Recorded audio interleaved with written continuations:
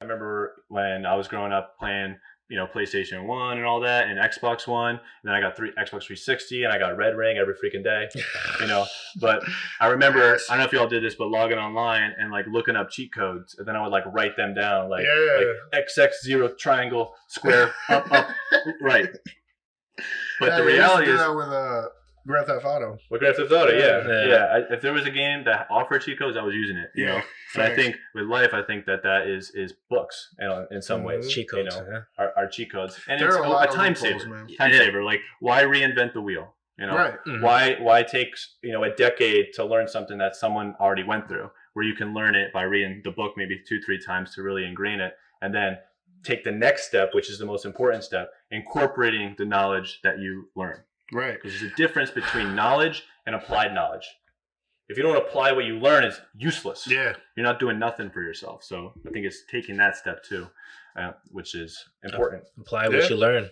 Yeah, for real. You have to apply what you learn, man. If nothing, there was no point in learning in the first place.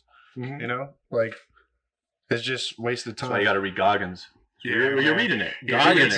I love Goggins. You guys are telling me about this. Fucking badass, bro. Yeah. I mean, I follow him on Instagram, and he's fucking phenomenal, man. Yeah. You know, you wake up in the morning and you see that post, and it's like, man, he's straightforward. You know? Yeah, he makes you feel like a bitch sometimes. Yeah, he's like, stop being a fucking puss. Like, come on, look at my feet, bro. You see my feet? Like, man, like his feet's fucking.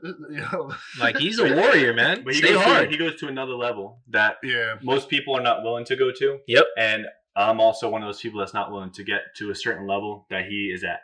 Right. And like pushing injuries to the point where, I don't know if y'all got to the part of the book where he ran 100 miles. The first time he did an ultra marathon, 100 miles around the lap, he showed up with like a Gatorade and like Ritz crackers and like some protein powder or something like that. Crazy and he was also a bodybuilder. Like he was big at the time, like 280, like deadlifting and everything like that. So like when you're that big and you're running that much, that's a lot of impact on your knees, all that weight.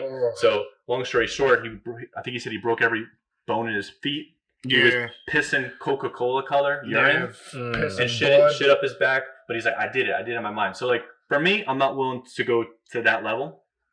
But I'm willing to like get sore. I'm willing to like push myself worse than I'm willing to push myself more than I was before when I put out those challenges. Make you feel uncomfortable. It's good when you feel uncomfortable.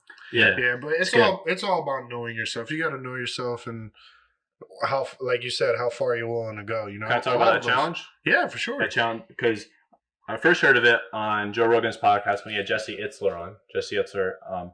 And he actually had Goggins live with him for a while, and for a whole month. Yeah, I saw that one. And he was talking about one day, he said, we're going to run 4 miles every 4 hours for 48 hours.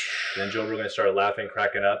And I was mesmerized by it. I was like, that sounds freaking incredible, but also sounds like exciting. It sounds like a fun thing to like, to dive into.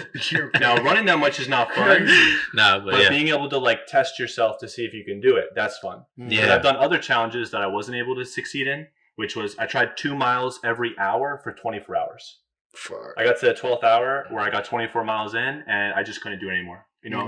Every step I took would provide a shooting pain in my Achilles. So I got Achilles tendonitis from it, which hurt a lot.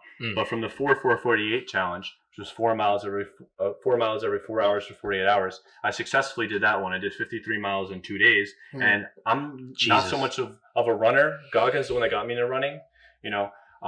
In February, which did help me get ready for this challenge, I did 5 miles a day, every single day.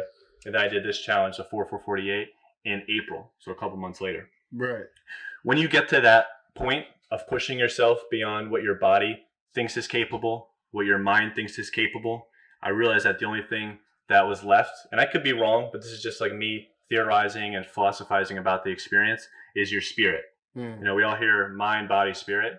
And I feel like when your mind's completely broken down, your mind's like, come on, dude, this don't make sense. Like, why you keep doing this? Your feet hurt, your legs hurt. And your body's like, I freaking hurt. Every step you take is a shooting pain.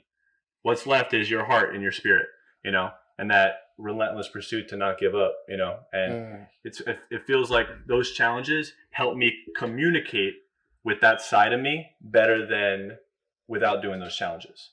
So that's like a huge value that I got from that as well. But